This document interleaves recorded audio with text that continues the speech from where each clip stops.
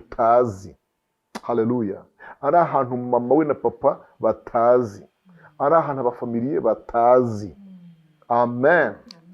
Bivuga ngo igihe umugabo wagushaka, icyo gihe cyose, yego, na mbere yuko munakundana mugashakana, hariho umuntu Imana yashakaga mu bana banyu, nk'uko natwe yadushakaga muri ba data. Yego. Imana dufashe cyane. Amen. Noneho urwo rugero rwose nagenze mutambona, umunsi mvuka bakavuga ngo kwa runaka babyaye umwana w'umuhungu, nari impingutse. Abasaza ntabwo bakimira inzara byihuta. Oya. Biratinda. Babyumvise? Muzagenzura muzarebe. Uyu musatsi mura twiratana. Uratangira ugashiraho, nibwo umuntu yagize uruhara. Amenyo twayavuze ukuntu agenda kuka, tugashizemo. Nta musaza murabona nagiye mpura nawe kenshi. Yarangiye ku buryo umunwa wamutebeye. Warafatanye. Warinjira gusubiramo kuko uyu munwa wacu habwa forume n'amenyo buryo. Ari ugasanga bundi minsi abantu barakishakira ubwabo. Cyane barakirwanira. Aragishaka we, aragishaka ku buryo utamwubaha mukabipfa. Arakana mu gifaransa bita le moi. Inarije mu Kinyarwanda. Ni mwumva umuntu akoresha nakije abarwayi, nazuye, na atava ko Yesu wabikoze. Menye ko umuntu arimo agenda ashira arangira. Ariko ku ishuri uyu uyagarukiye kure. Nubwo uri mujyanye kuri kanaseri hariya hirya, ariko uyu mwana mureba ntabwo nzi wazaba we. Si kubera iki? Ku byumweru bye bibiri mwana arwaye indwara iyi niye, turavuza duhera kuri santere de santé, dukomeza ku bitaro by'akarere, turakomeza ku by'igihugu, Faisal ni Kanombe. Uwo mwanya kumva n'ikijwi rikuvuga ati icyo nicyo cyagiye rero nabatiraga kujyayo. Bivuga ngo ni ukuri tubaye tukiri no ku isi, hari igihe ibintu bari gukora igihe cyabyo kirenga. Yesu ashimwe cyane inshuti zacu, inshuti za Muhumuriza GB Ministries, twongeye kubakira tubifuriza amahoro y'Imana aho muherereye hirya no hino ku isi. Uwiteka abaho umugisha kandi akomeze kubanezeza. Uyu ni wa munsi rero mwiza Imana iba yaduhaye ngo tuwishimiremo.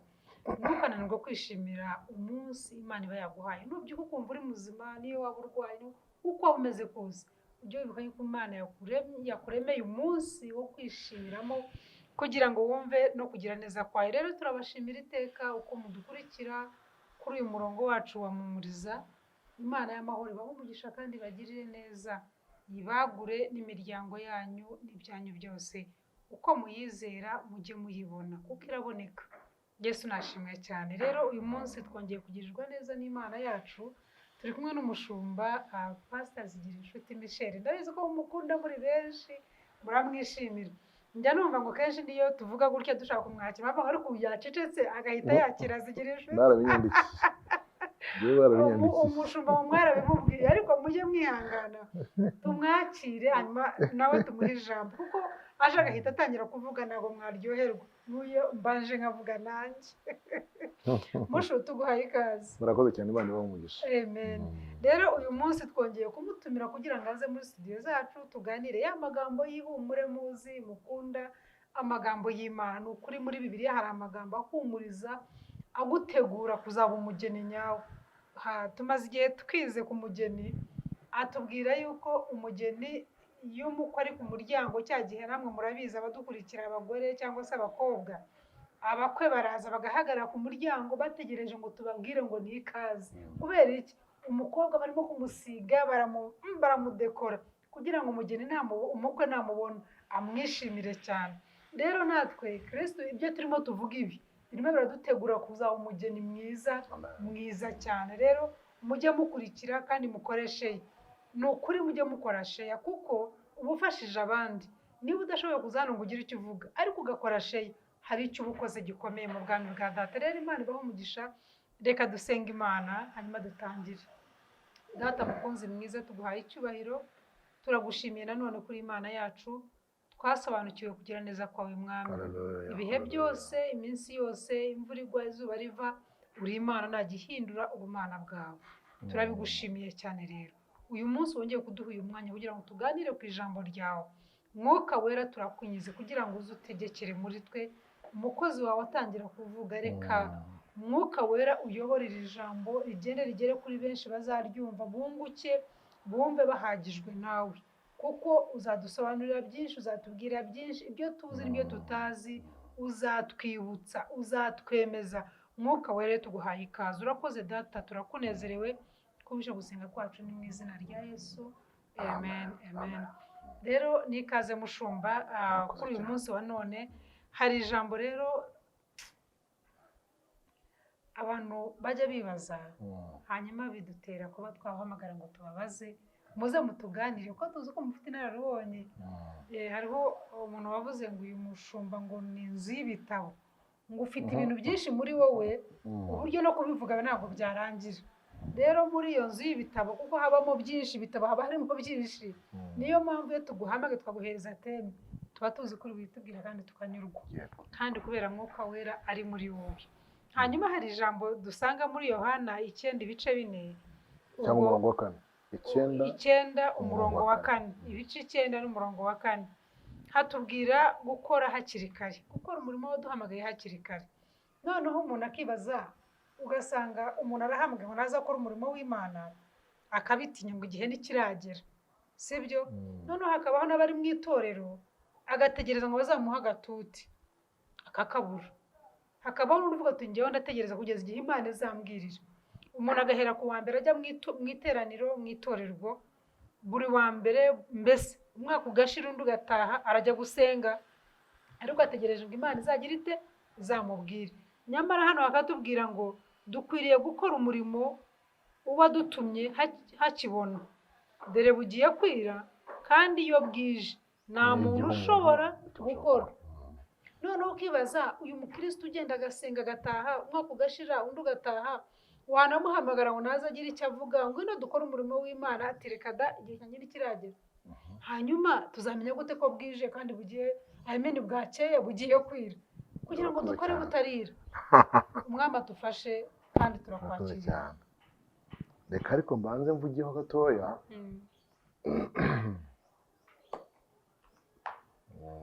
Ni ryari gukora, ni ryari, ninde ukora? Kuko mbere yuko tuvuga ngo bugiye kwira, nkwiye gukora umurimo uwampamagaye. Urumva leta hazamo n'umuhamagaro rero. Rero ibintu biraba birebire.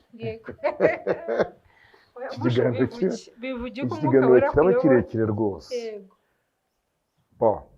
Ubundi kariya kantu kavuga ngo nkwiriye, kariya kajambo gato gatangiye kuvuga ngo nkwiriye, murabizi ko ari Yesu yavuze ariya magambo.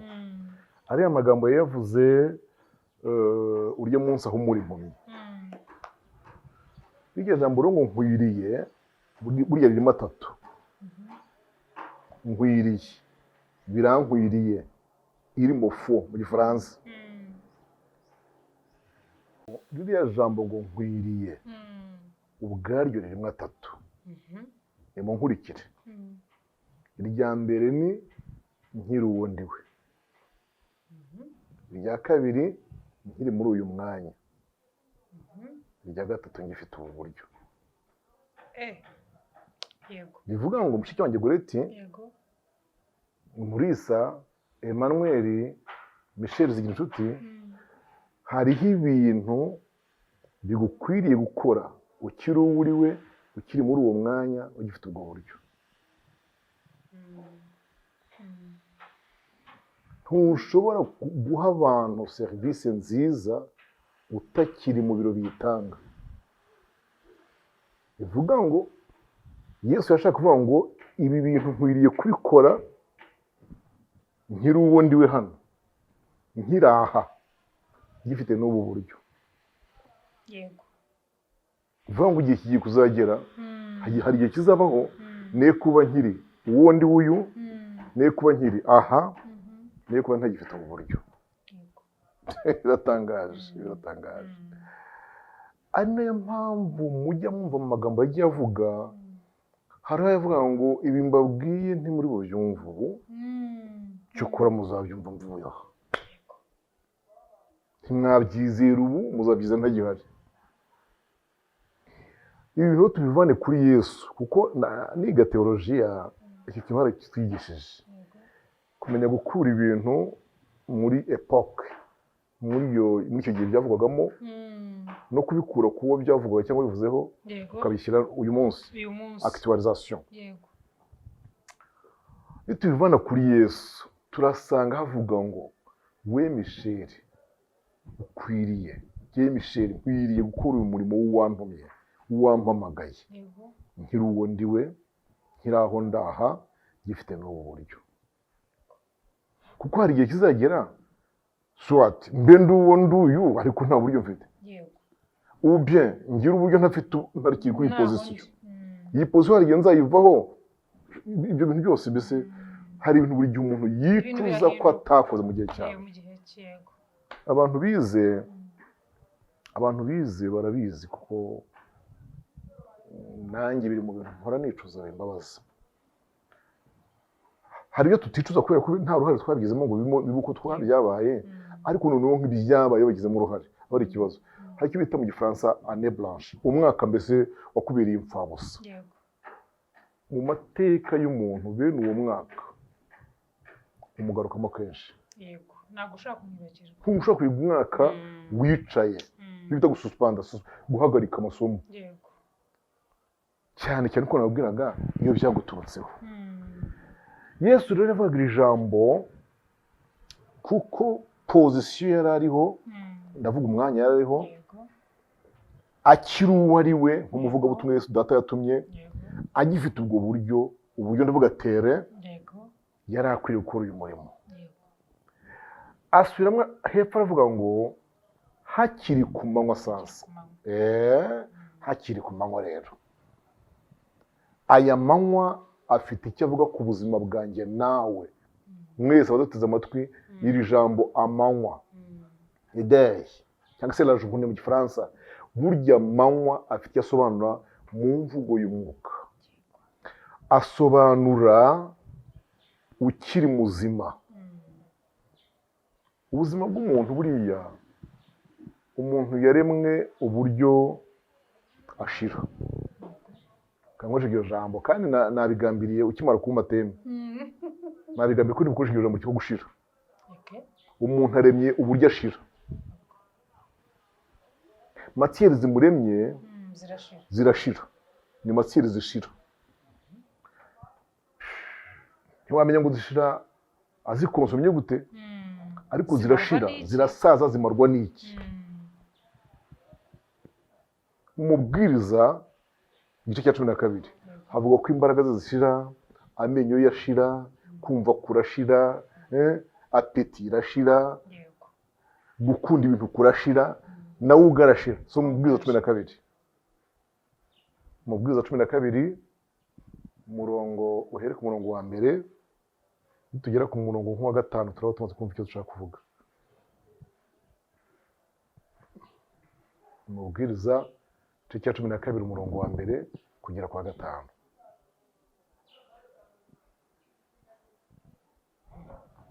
Umubwiriza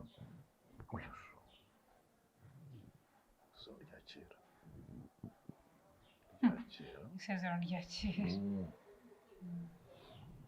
Igice cya 12 umurongo wa mbere kugera ku murongo wa 5. Ujye wibuka umuremyi wawe mu minsi y'ubusore bwawe, iminsi mibi itaraza n'imyaka itaragera, ubwo uzaba uvuga uti sinejejwe nabyo. Izuba n'umucyo n'ukwezi n'inyenyeri bitarijimishwa, n'ibicu bitaragaruka imvura ihise. N'ibicu bitaragaruka imvura ihise. Yego, imvura ihise. N'igihe abarinzi b'inzu bazahinda umushyitsi kandi intwari zikunama, n'abasyi bakarorera kuko babaye bake. N'abarungurukira mu madirishya bagahuma, kandi imiryango yerekeye ku nzira igakingwa. igakingwa Komeza 4. n'ijwi ry'ingasire rigaceceka kandi umuntu akabyutswa n'ubunyoni n'abakobwa baririmba bose bagacishwa bugufi. Ni ukuri bazatinya ibiri hejuru bafatirwe n'ubwoba mu nzira. kandi igiti cy'umuruzi kizarabya, yego, n'igihore kizaba kiremereye, kandi kwifuza kuzabura, kuko umuntu aba ajya iwabo hiteka. Urakoze. N'ayo magambo nashakaga, kandi aya magambo ndumva nshaka kuyavuga nibura ijambo ku rindi. Uyu ni umubwiriza Salomo. Umubwiriza Salomo ni umugabo w'umuhanga, n'impamvu bamwita umubwiriza Ecclesiastes ngo nuko yahawe ubwenge n'Imana, kandi kuva yabumuhera ku kanunga kitwa Gibeyoni, Bibiliya yemera rwose, imwemerera ko ari we munyabwenge wabayeho, ko nta wamubanjije hano uzamuheruka, n'umuwabangikanye nawe ngo ntawe umeze nka we. Salomo rero yagize ubwenge, ariko nyine usibye no kubwigishwa no kubuhabwa n'Imana, buriya Imana iduha ubwenge ariko bukamenyekanira kuri tere. Haleluya. Niyo mpamvu ya field. Ubwenge Imana iduhaye bumenyekanira, buba exerce, buba trend, ari ukuri kuri tere aho bukoreshereza. Ku kanunga yarabuhawe nyine, aho bari basenganye, nubwo twasenganye kandi ikanabivuga ko ngo uhaye ubwenge. Tubyumva dutyo, turabyumva ko byavuzwe. Yego, tunamanuka tuvuga tuti hagize byiza, ariko sinzi impamvu Imana yibanze cyane kuri Salomo. Yamuvuzeho cyane, yamusezeranyije ubwenge. Mwebwe guhayikize ndati ngiye yamusezeranyije ubukwe, ndati ngiye yampaye visa, ibintu nk'ibyo. Ariko Salomo yamuhaye iki? Ubwenge. Tuvuze ukuri, twagiye ku musozi gusenga, ikavuga ko impaye ubwenge, ikakuvugaho urugo, ikamuha visa y'Amerika cyangwa se y'ibihugu byose ku isi.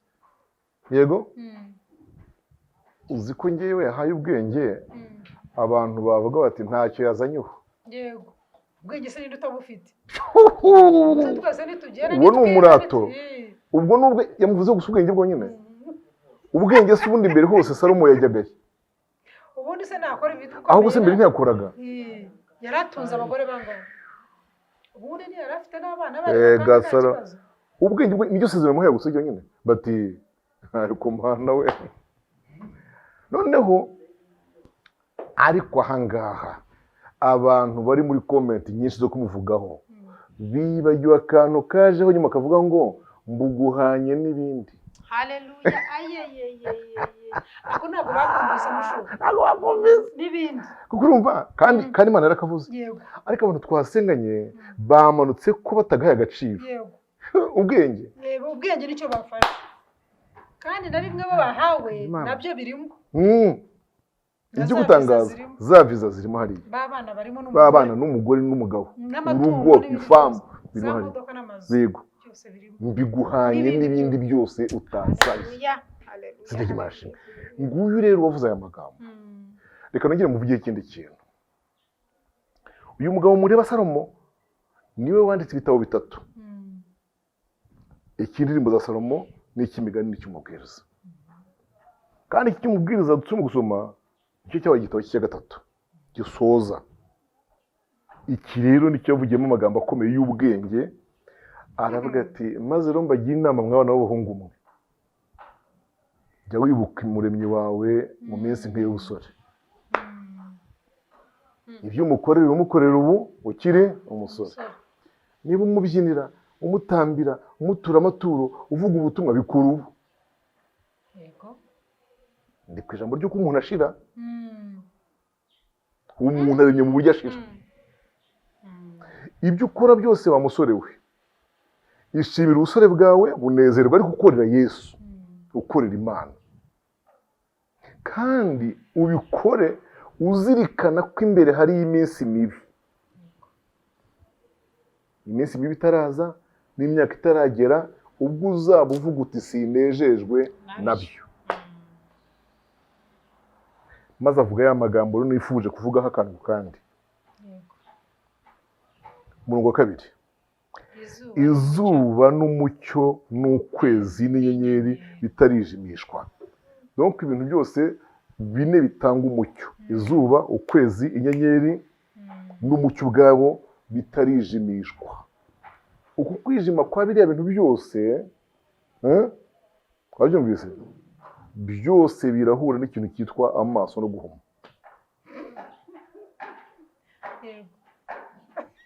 Gore izi nini twambara n'iziki? Nuko hari ibyo nabona n'iz'amaso, kuko iyo ntabwo ari iz'umurimbo, ari umurimbo kaba ari kantisoreye gahindukamo cyane. None izawe n'iz'amaso rwose, wambaye watokowe se, hari umurinzi wo kugiye mu jisho. Kandi igitangaje mushu, n'igihe kera najyaga mu miyenzi nta kibazo nahura, nta kibazo agira, barawubayuraga gutyo bakawukuramo ukongera ukareba. Umukecuru ati gira hino, gira hino pe mwezi ugashiramo ukareba. Ariko amaso yagushiranye ureba. Aya yanjye hari umunsi yashize nicaye mu ntebe z'ishuri niga teologiya 2009 gutyo, hari umutwe utarangira bagiye kurasanga amaso yarapfe, uvaye bakongera yandi. Yego, ubwo niwumva ni ikibita kwijimishwa, ibintu byose biri éclairé, donc biri light, bimurika, urumuri rurabura. Hari akandi kantu kakurikiyeho kavuga ngo n'ibicu bitaragaruka imvura ihise. Iyi mvura ihise bavugaga ku muntu n'amarira ntawe ugukubise.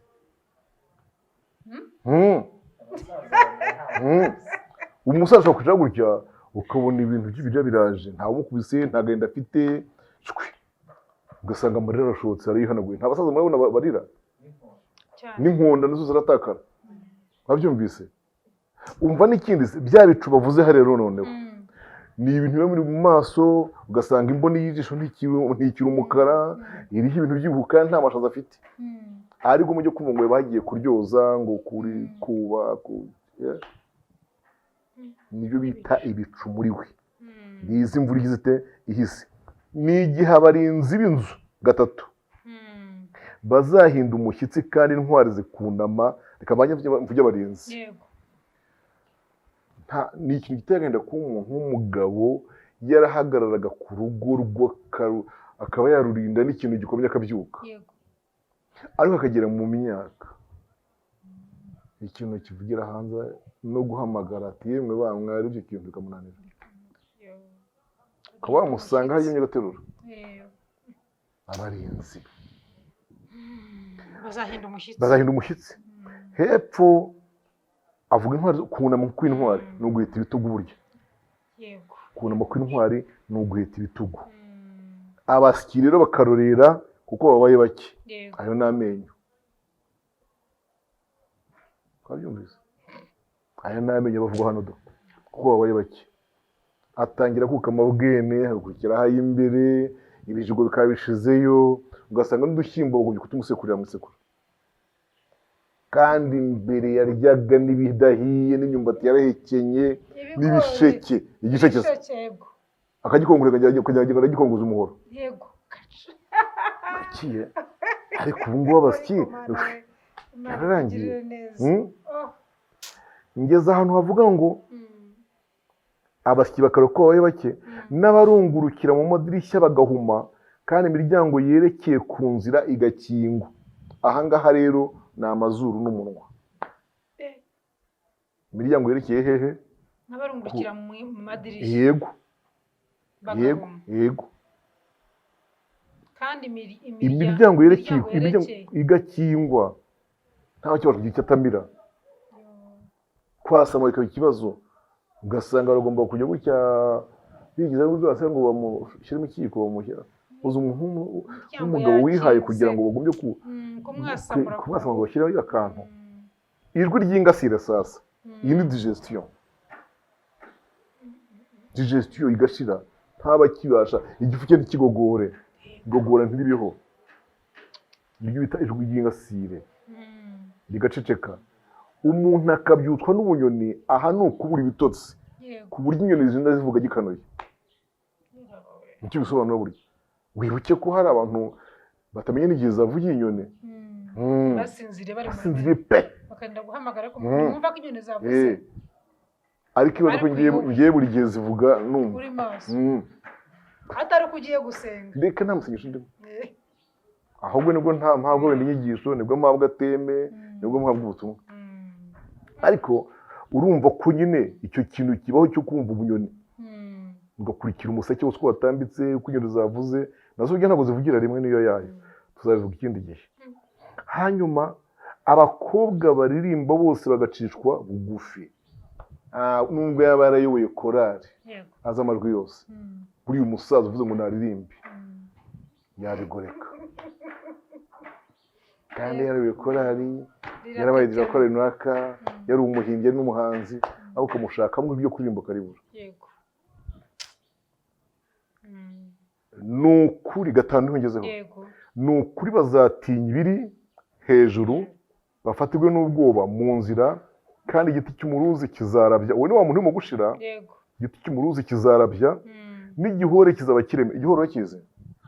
Igihore urakizi Manuel? Urakizi igihore? Igihore ni igisimba giteye nk'isanane. Yego. Akisanane zo murazizi. Ndakizi n'igihore ndakibutse. Urakibutse. Kigira amaguru ariho uduhwa. Yego.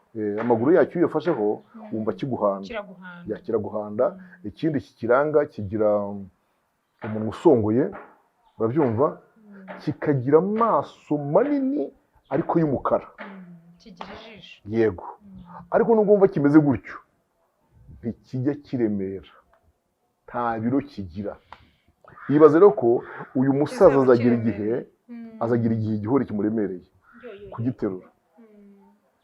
Ibaze umuntu uza yitwaje inkoni, aho ayishyize bigasanga ngo muyimuhereze, kandi inkoni ariye.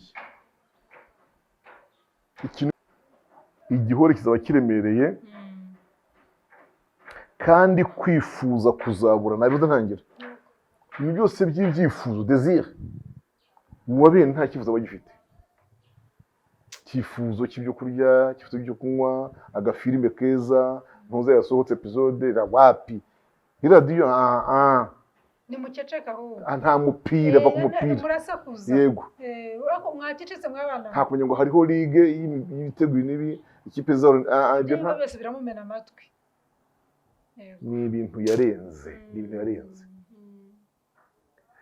Ijambo nshaka ko tuvugaho rikomeye ni rya rivuga ngo kuko umuntu aba ajya iwabo hiteka, abarira bakabungerera mu mayira. Kuko umuntu aba ajya iwabo hiteka. Ndashaka kubabwira ijambo. Uhereye umunsi umuntu avuka yahingutse ku isi, kuvuka, umunsi wa mbere wa existence umuntu abaho ku isi, uriya munsi umuntu aba atungutse. Niko twabyita gutunguka, guhinguka. Umuntu aba ahingutse ariko amaze igihe agenda ahantu tutazi, muri wa mugambi w'Imana dusanga muri Yeremiya igice cya 4:5. Donc hari igihe cyashize umuntu ari ahantu tutazi. Haleluya. Ari ahantu mama we na papa batazi, ari ahantu abafamiliye batazi. Amen. Bivuga ngo igihe umugabo wagushaka, icyo gihe cyose, yego, na mbere yuko munakundana mugashakana, hariho umuntu Imana yashakaga mu bana banyu, nkuko natwe yadushakaga muri ba data. Yego. Imana dufashe cyane. Amen. Noneho urwo rugendo rwose nagenze mutambona, umunsi mvuka bakavuga ngo kwa runaka babyaye umwana w'umuhungu, nari mpingutse. Nari ntungutse aho murora. Yego. Ariko mpfunutse ahantu mutari muzi, mu mugambi. Haleluya. Long plan, umugambi muremure w'Imana uri ahantu hari hahishwe. Mpingutse rero, ntungutse ubu ngubu, nibwo nari ntangira urugendo ku isi. Yego. Urwo rugendo rwo ku isi, umunsi ntunguka abantu bashima ko havutse umuntu. Yego. Ibaze ko uyu muntu wari uvutse wabonaga nta n'ikintu yitaye ku by'isi kuko ntabyo yari azi. Mu minsi yakurikiyeho atangira gukenera iby'isi ariko atazi kwihitiramo. Mu minsi yakurikiyeho atangira gukenera iby'isi anakora choice. Mu minsi yakurikiyeho abikunda cyane bimutwara umwanya munini. Aho rero niho Yesu avuga ati aho ndagushakiraho. Aho ugezeho niho ngushaka. Aho ngaho isi kuryoheye uyikeneye cyane nanjye ndagushakaho. Nimusoma za nkuru za mwana umukobwa uri muri Ezekiyeli 16 umwe ba nyina yataye ngo uko yagabaga bakamusaka igagaro ngo ifata. Bibi tubwira ko Imana imunyuraho ikavuga ngo nabeho yamukeneye cyane bagiranye amasezerano cyane ageze mu gihe cyo kubengukwa. Aho rero simpatinda cyane ko turi mu ntego yatangara. Uyu muntu agatambuka ntukagira Imana we. Ikizabereka ko umuntu muri we matiyeri zimugize zishira. Inzara urazishatse twongeza kamera. Yego. Ariko reka mbabwire. Muzambare mufashe mugenzura abasaza. Abasaza ntabwo bakimira inzara byihuta. Oya. Biratinda. Babyumvise? Muzagenzura muzarebe. Uyu musatsi mura twiratana. Uratangira ugashiraho nibwo umuntu yagize uruhara. Amenye twayavuze ukuntu agenda kuka tugashizemo. Nta musaza murabona nagiye mpura nawe kenshi. Yarangiye ku buryo umunwa wamutebeyemo. Warafatanye warinjira gusubiramo kuko uyu munwa wacu habwa forume n'amenyo buryo. Ibyo byose rero ni ntarondoye ni bigaragaza ko umuntu agira ate agenda ashira. Muri make rero sobanurira ijambo kwira ku muntu. Icyo avuga ngo bugiye kwira ndagisobanura muri buryo ariko nkivuge no mu bundi buryo. Yavuga ko hari igihe kizagera bukwirane kuri wowe ubwire bwawe ubwawe. Natangiriye kubwire bwo kubura uburyo wari ufite. Nkomeza kubwire bwo kubura poste wari uriho position. Nkomeza kubwire bwo kuba utakiri aho wari uri. Ibyo nta muntu utabyicuza iyo atakoze byiza mu gihe yari muri wa mwanya. Kuba abantu mbisubiremo abantu bose bicara mu mwanya uha abantu serivisi. Abashumba, meyazi, buri muntu mbese wa serivisi abaturage. Imana imushoboza yitange ubu kuko hari igihe byicuza. Kandi abantu bakabyibuka nabo barimwibutsa. Bati cyagihe wari uriyo. Ntacyo wamaze mu by'ukuri. Noneho rero bisobanure mu mvugo ya kabiri. Tugaruka kuri ya magambo Yesu yavuze muri Yohana 5 umva ukuntu avuga. Umurongo wa 5 icyo gice cya 9 ariko umurongo wa 5 Yohana igice cya 9 umurongo wa 5 ni umurongo mugufi cyane. Haraba ngo iki ngiri mu isi ndi umucyo w'isi. Full stop. Yarashatse kubabwira iki rero? Kwa kwira yababwiraga nijya zabavuye ino. Yego. Rero nkwiriye gukora hakiri ku manywa. Unyumvire nawe Yesu yagiraga inshuro zitangaje cyane. Bivuga ngo ngiye ubwanjye Yesu ni ngiye manywa. Kwira kwanjye n'iryari nigiye mba ngiye cyangwa nigiye mba mpfuye. Donc ibi bintu nkwiye kubikora ubu kuko imbere hanjye nshobora kuba ntahari. Uyu muntu nkwiye kumukiza ubu ngiraha nkiri misinda ndi umucyo w'isi. Umucyo nushira rero harahandi yavuze ngo byanga bikunda iyo ugenda mu mwijima urasitara ngo ari kwigira ku manywa ntusitara.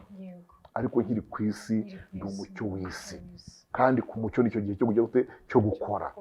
Hari amasaha yo gukora mu by'ukuri. Ubu nubwo mu bundi isi igenda ikataza mu iterambere ugasanga abantu bakora 24 ariko mu by'ukuri ntabwo bijya byemewe. Ni iterambere ngo bashaka naryo ritewe no kutanyurwa burya tujye tuvuga ukuri. Abantu banyurwa bamenya amasaha yo gukora nayo kuruhuka. Niyo mpamvu mureba za stroke zagize gute zabaye nyinshi. Abantu baruha rwose ntago baruhuka. Ariko nusoma itangiriro urasanga Imana yageneye umuntu igihe cyo gukora nicyo kuruhuka. Icya kabiri Imana yageneye iminsi y'akazi n'uwo kuruhuka. Umuntu akajya imbere y'Imana ikamureba nima agaterana kugira muri Imana Imana ikamuruhura ibyamurije muri icyo cyumweru cyose, ikamukiza imvune z'umutima, akazaga ku wa mbere ari empe fresh, aruhutse. None naho barahakora hose hararuhije rero muri make.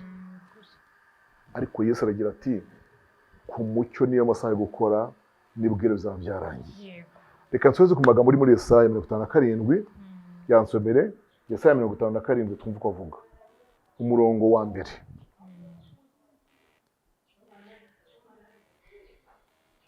Mirongo 57 umurongo wa mbere. Umukiranutsi arashira. Buretse siko twavuze ra ko umuntu ashira. Umuntu arashira. Umukiranutsi agira ati rero arashira. Ibaze. Ariko nababyitayeho. Yego. Abanyabuntu barakurwaho. Ariko abantu ntibazi ko umukiranutsi aba akijijwe ibyago byendaga kuza. Yego, umuntu wagendaga agenda mu mahoro. Umuntu we agera mu mahoro. Umuntu wese wagendaga akiranuka azaruhukira ku buriri bwe. Nakoze duhere kuri aho navuze ngo umukiranutsi agira ate arashira. Ibaze n'ukuri n'umukiranutsi nawe ubwe. Hano Yesaya Uwiteka avuye muri Yesaya ngo umukiranutsi agira ate arashira. Abyumvise? Ibanga umukiranutsi turabyumvise. Nuko harana hazagera akaruhukira ku buriri gusa. Ariko mu by'ukuri n'ahangaha agira ate inaha arashira. Abanyamuntu mwisi bagira gute bakurwaho mu rusengero, mu iteraniro, abanyamuntu bakurwaho. Uzumva abantu bafasha abantu, uzumva imiryango ifasha abantu, uzumva mpumuriza nk'izi ngizi, uzumva igihozo cyangwa agahozo, uzumva abantu bafasha imfubyi n'abapfakazi, uzumva bagaburira abashonji, uzumva. Ariko imagine ko uwo munyabuntu azagira igihe agira ate atambuke aceho. Ikintu cyambabaje, uzi ko ushobora gushaka umuntu umusimbura ngo akore ibyo yakoraga ukamubura. Ukabura umuntu wagira ubuntu nk'uko yabugiraga, ukabura umuntu wagira imbabazi nk'izo yagiraga. Ariko twumve ko bivuze ko umunyabuntu agira ate akurwaho, abakiranutsi barashira. Ariko umuntu wagendaga atunganya akiranuka igihe kizagera aruhukire ku buriri bwe. Ariko mu by'ukuri abantu barashize.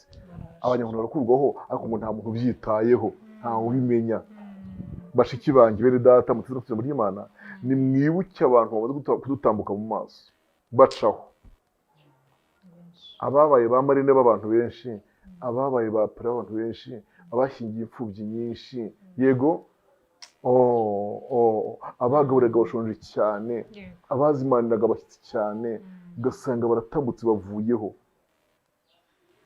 Birababaza cyane iyo uwo muntu atambutse tugashaka umuntu wajya mu mwanya we tukamubura. Maze gore ikintu cyantangaje, umuntu n'ubundi atari yabihamagariwe n'umushumba runaka, atari yabihawe na meya runaka cyangwa gitifu runaka, n'ubundi biragoye ko gitifu anoma ubihagararamo. Uhagarara muri icyo cyuho biragoye ko umushumba runaka anoma ashyiraho ubumusimbura kuri icyo kintu. Kubera iki? Ni Kristo wari wamuremye acyamugira atyo. Nkwiye rero gukora umurimo wantumye hakiri ku manywa. Ndashaka gusoza kugira ngo natangiye mvuga babwira ngo uko byagenda kose birasaba ngo abakorera Imana babihamagarirwe. Harya Yesu yavuze ngo iki? Yavuze ngo nkwiye gukora umurimo wagize gute? Uwantumye. Nkwiye gukora umurimo w'uwantumye. Nubwo hari ikindi gihe twese kubivugaho, ariko biragaragara ko Imana ishaka ko umuntu ukora umurimo aba yatumwe, akaba afite uwamutumye. Tuvuze ukuri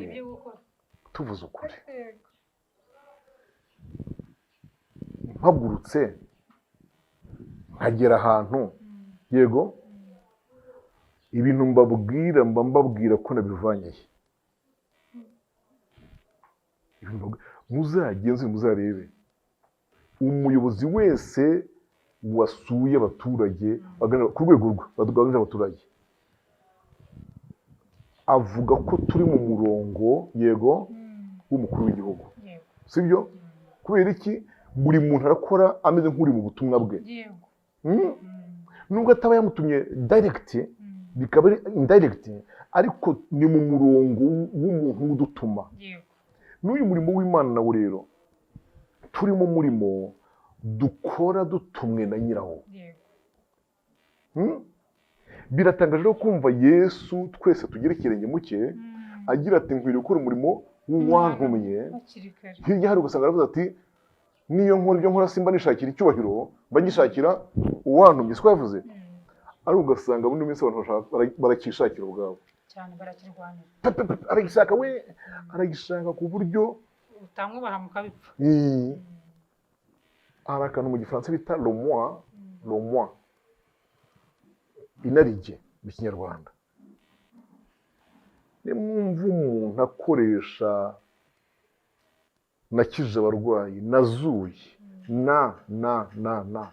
atavuga ko Yesu wabikoze, menye ko umuntu arimo agenda ashira arangira, kandi ararangira nabi. Yesu ati nkwiriye gukora umurimo w'uwantumye. Ndasaba bene data abatumwe gukora batumwe, badapfa gukora, si bo bikorera. Imana dufashe cyane. Hakiri ku manywa, bugiye kwira, icyo gihe n'igihe umuntu azaba atakibasha gukora. Kandi koko hari igihe bwira rwose umuntu abe agikoze ibyo utakoze mbere, ntuba ukibikoze ubu ngubu. Aha mu mubwiriza harimo amagambo, naho umubwiriza igice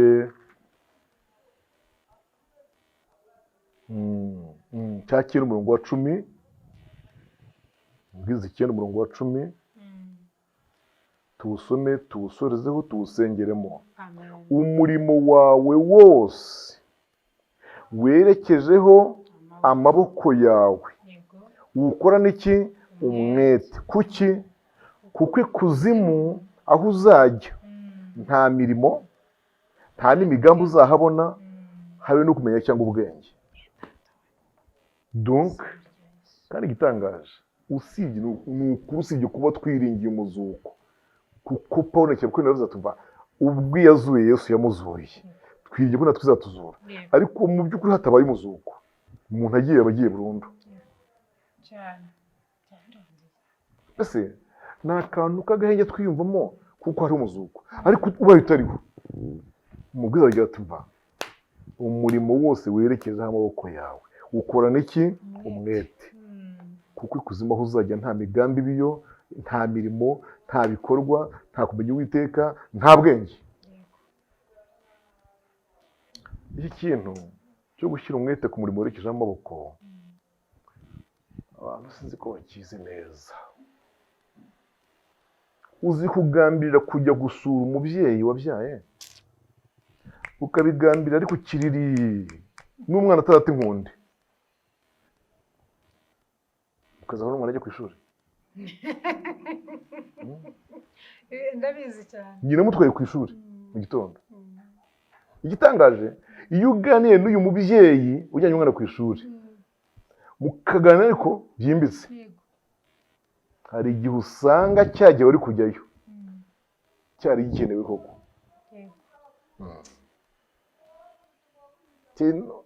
Nubwo ureba akadogo muherekeje ku ishuri, uyu uyagarukiye kure, nubwo ureba mujyanye kuri kanaseri hariya hirya, ariko uyu mwana mureba ntabwo nzi uwazaba we. Si kubera iki?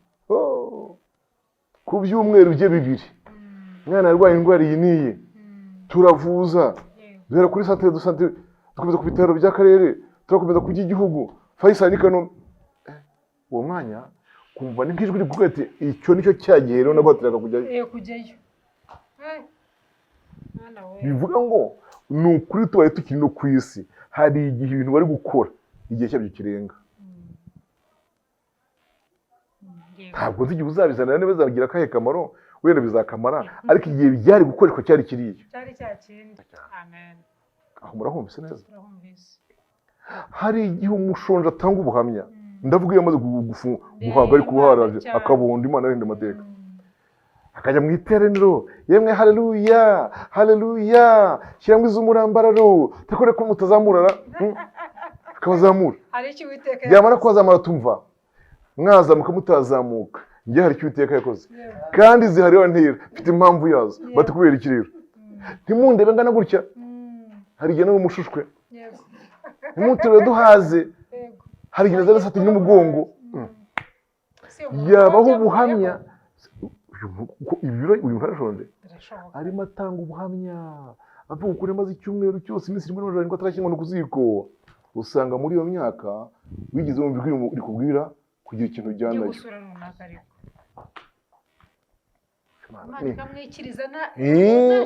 Urumva muri Esiteri, Moridekayi yabwiye Esiteri ngo nutanabikora Imana ndabikora itabara abayuda, kuko nta cyabuza abayuda gutabarwa. Yego, haleluya. Ubwo nyine umenye ko niba utumviye Imana gukora icyo ukwiriye gukora, Imana iri yaranje inyura ahandi, ariko wowe urabusebye, urabugize umugayo ku Uwiteka. Yego.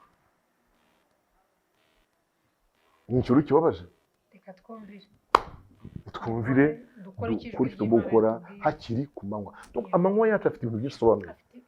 Asobanuye ubuzima tukiriho, position turiho, tugifite ubwo buryo, n'uwo dukoreho umurimo kandi nawe akibikeneye. Umwana ari hariya yasenze Imana, Mana dore umpaye umugabo, ndi imfubyi, sifite naho uko buzahagurukira, nta gishyingiranwa, nta gisabo, nta mare, nta ribaya, nta gakenyero, nta gakweto. Uwo mwuka akaza ati ngaho ihute madamu, uriya mwana mu mukorereho umugisha.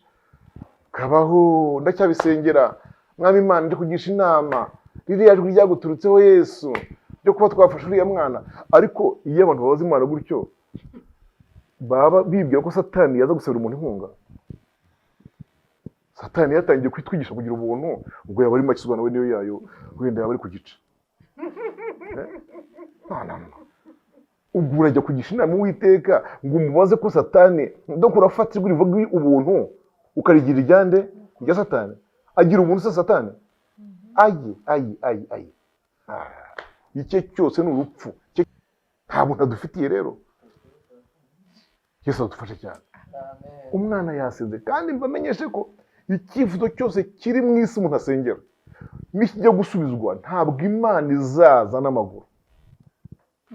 Hazaza umukozi wayo, hazaza umuntu wayo, hazaza umuntu yohereje. Haleluya. Mwibuke ko hari igihe yohereje ibikona.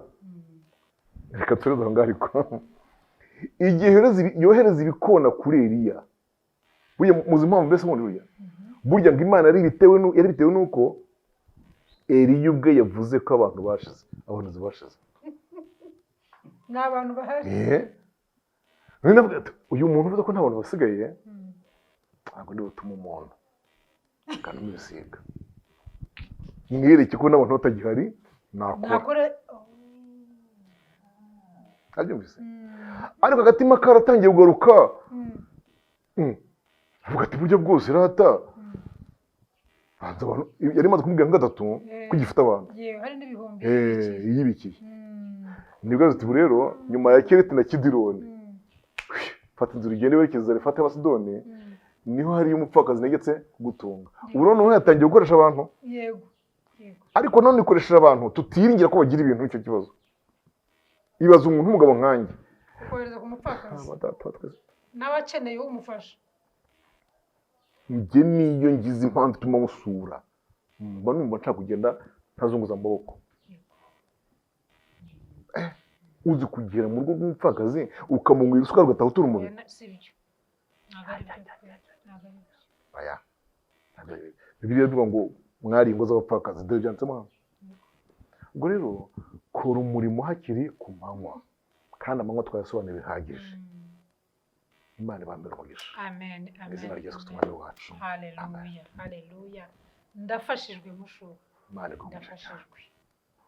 Dukora umurimo waduhamagaye hakiri kare. Utarasaza. Yego. Utarare. Hariho umuntu twize gukorana kera. Urabona nk'ahantu hari ka esikariye gato. Hakariye wenda kare. N'ahantu mbese ho gutambuka gato. Sinzi icyo nakugeranya. Adashobora kuhatambuka. Kandi oya none yaragikomeye, nubwo ari umusaza wakutse amenyo, yaragikomeye. Ariko atangiye kugera mu kajorojoro Mm. yatangiye kugera hahandi bwira Mm. ati hasi nahatambuka noneho yanareba hahandi hari icyobo ati sinshobora kugera hariya Natwe. hejuru akavuga atuya ati buriya ntihagire ikintu kimwe cyakwituraho ntagihari Kandi ubonye urukiramende yasimbutse, ubonye imikotsi yasimbutse. dukwiriye gukora kuko nibumara kwira iwawe uzicuza. Imana iturinde kwicuza abavandimwe, kandi umukozi w'Imana Imana iguhe umugisha. Bya bitabo tugenda tubibona bikurimo, hari igihe usoma ijambo ukaryumva ariko iyo hagize undi muntu uza kurisobanura ubyumva mu bundi buryo. Ubu hari ibindi nungutse muri jye kandi nshimiye Imana cyane ku bwanyu.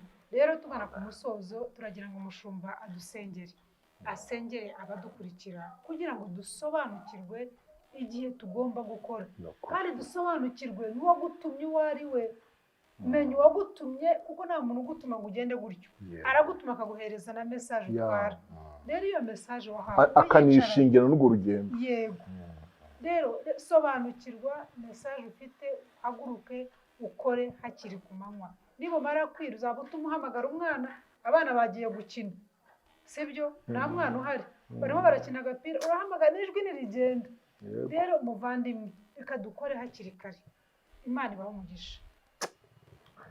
Mana Data twese turagushimiye kubw'ijambo ryawe, ijambo rikomeye ryavugutiwe karindwi riratunganywa. Turasenze kugira ngo iri jambo tuganiriye hano uriherekereshe imbaraga z'umwuka wera, abaryumva basobanukirwe ni ryari bwira byagenze gute, buri muntu yimenye aho ageze. Hari igihe kuri haba ikirengarenga, cyangwa se haba hari akabwirwa k'umugoroba, igicuku cyaba kinishye, umuntu wese amenye ngo ariko ngeze hehe mu gukorera Imana, ngeze mu gukorera uwantumye, se n'ibingahe yantumyemo nkagenda, ese nagiye nte, natanze iki? Mana turakwinginze ngo inyigisho nk'izi, ibiganiro nk'ibi ngibi bifasha abantu bawe kumenya uko bakora, kandi twirukanye umwuka w'ubunebwe, umwuka w'ubute. Kuko nasomye ijambo rye mu Migani, nsanga riravuga ngo umuntu ugira ubute ku murimo we ni umuvandimwe w'umurimbuzi. Rero iryo jambo rirababaje cyane ko umuntu kumubonamo ubute byahita bimugira umuvandimwe wa Satani. Ndakwinginze ngo umuntu wese agire umwete ku murimo wamuhamagariye, n'icyo umutumye agikore. Uwo utumye kugira ubuntu abugire kandi vuba, kandi atikanyiza, ariko ijambo ryawe rivuga buri wese icyo umushoboye gukora agikore. Uwo utumye gutanga ku nyubako yitange, uwo utumye gufasha umukene amufashe.